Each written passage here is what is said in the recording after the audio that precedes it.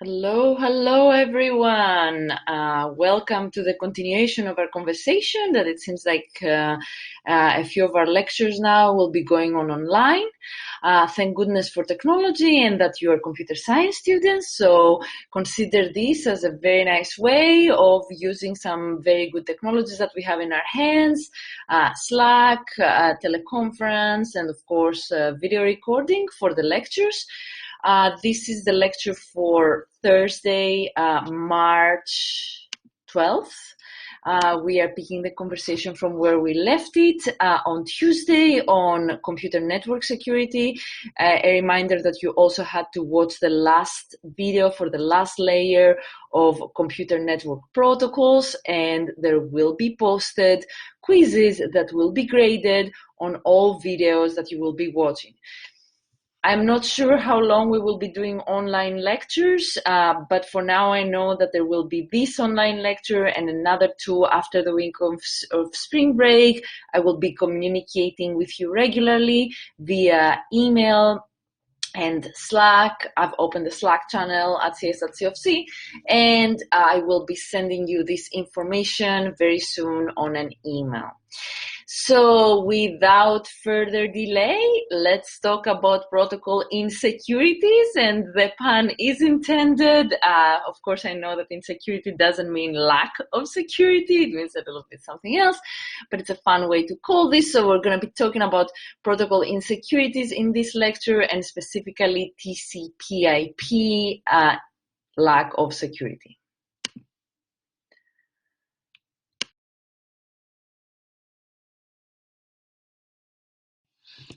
There is a seminal paper that is mentioned on this slide. It's a 22-year-old paper, which not many publications withstand the passage of time, computer science publications. So I would recommend that you read this. I give this to read as a required reading in my graduate course on advanced security. It's Stephen Belovin's Security Problems in the TCP/IP Protocol Suite. And it's really cool for a start to think that the protocols that we just learned about in a lot of detail are still used 20 years later, and the problems that were discussed 22 years later still exist. It's also humbling to think that we haven't solved these problems and there's lots of work to be done. By the way, I'm wearing my binary unicorn shirt, since we're talking about network security, which is, as we have said, a unicorn. So here, Stephen Belovin is talking about this unicorn computer network security, is bringing up first IP spoofing, pretending to have an IP that belongs to somebody else. Anybody can claim that they have an IP, and no one checks these kinds of things. No one authenticates IP addresses. And he's also talking about a lot of details of the TCP/IP protocol that can be taken advantage by hackers, and they have been. And in the next few slides, I'm going to explain one of these hacks that, as it relates to TCP sequence number. So you will see a field of the TCP header, the sequence number, and how it can be abused by adversaries. And it was abused in the wild for a while in the end of the 90s, beginning of 2000s.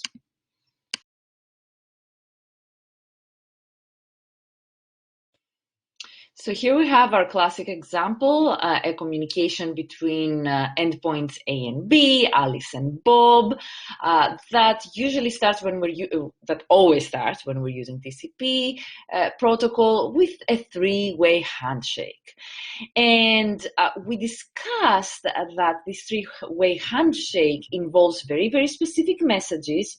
A SYN is sent from Alice to Bob that has a sequence number that Alice uses to keep track of where she has left her buffer reading, packet buffer reading. then there's a scene acknowledgement sent by Bob that says, I acknowledge your sequence number, Alice, and I'm also sending you my sequence number. And then there's a last message from Alice to Bob where she acknowledges his sequence number. So I want you to think, this is a very good question for a midterm, how does this three-way handshake offer some protection against forgery? I think you can think about a thing on two. We can discuss this on the Slack channel as well. But also, at this point, we will think and discuss in a lot of detail of how this three-way handshake can be used by an adversary to become to implement a man-in-the-middle attack.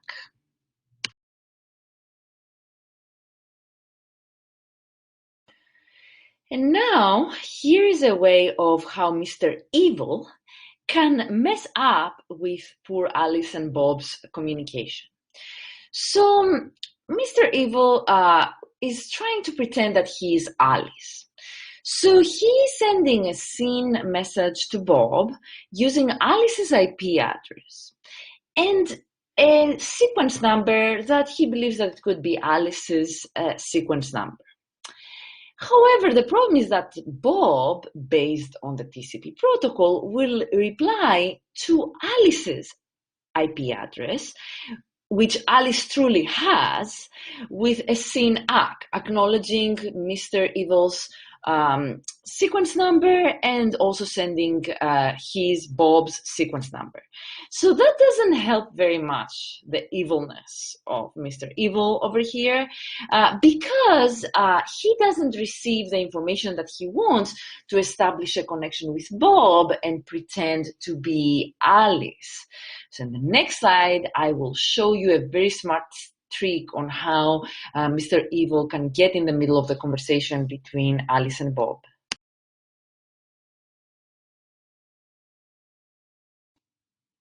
So now the goal of Mr. Evil is to get in the middle of the conversation between Alice and Bob. And to achieve this, he needs to guess what type of sequence numbers are being exchanged without actually receiving them. So that's his goal, his end goal. So he's a smart hacker. So what he does is he baits Bob. He sends him a message with his sequence number, that same message with sequence number Mr. Evil. And he gets a response, of course, because he used his true IP address. He gets a response from Bob with Bob's sequence number and acknowledging his sequence number. At this point, I want to say that anybody can pretend that they have somebody's IP address, and I'm reminding you that, but they cannot receive what is sent to that IP address. They can say, I have IP address A, but A will still receive the responses and not them. So that's a problem. That's a problem that Mr. Evil is trying to resolve. So he receives this SYNAC, and now he's got some information about Bob's sequence number. And if sequence numbers increase in a normalized way, let's say every 50 bytes, because that's how big a sequence, a TCP SYN packet is, then he could guess about the next sequence number that Bob is going to send. So what he does is he baits again Bob. He sends a SYN message with now source Alice. So he says, here's Alice's sequence number. Here's her source. Reply to her, and I can guess your sequence number now. So Bob, as you can see, the next message replies with a SYNAC to Alice with a sequence number B2 that Mr. Evil can guess it's just B1 plus 50, 1,000 plus 50, 1,050. So life is good, because even though he didn't receive the SYNAC that Alice got, he baited Bob to use sequence number A in the communication, and he also guessed Bob's sequence number. And now he can send an acknowledgement ACK with B1 plus 50, let's say 1,000 plus 50. He guessed the sequence number of Bob and source A. And then he can keep sending evil data, pretending that he is Alice, even though he's Mr. Evil. So that's how he could be in the middle of a bank transaction or anything else that would be important to Alice. Pure evilness.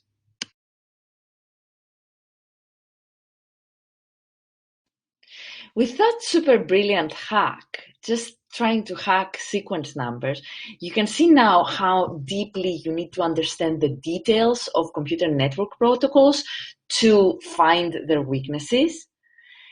But also the biggest thing is not to find the weaknesses, but to fix them and defend what we value. So how do we fix this? And this is a solved problem, but it's a fantastic example of a weakness of a good thing that needs to be fixed, and it was by design weak.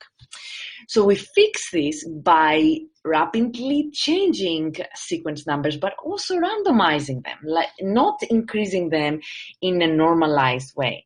Now, randomization is not perfect because, as you know, you have programmed with random number generators. They can be pretty uniform in the way they generate numbers. So we can make a little bit more sophisticated randomizations with seeds and things along those lines. So this is, again, a very important thing to think about. How do we defend? So with a random number generator, we can defend, but we always need to think about the twist of this. It's a pseudo-random number generator, so we need to make it as random as possible and keep changing and being one step ahead of Mr. Evil.